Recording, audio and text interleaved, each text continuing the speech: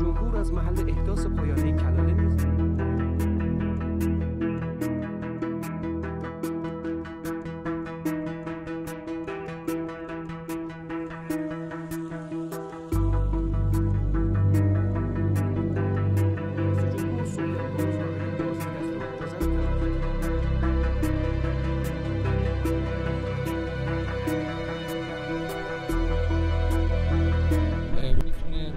یک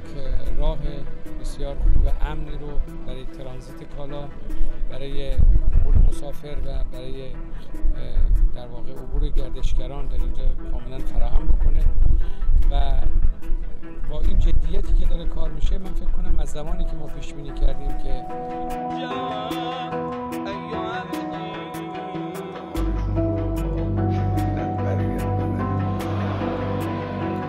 مطمئن باشن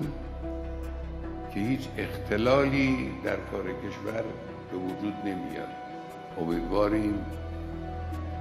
خداوند متعال به سلامتی کامل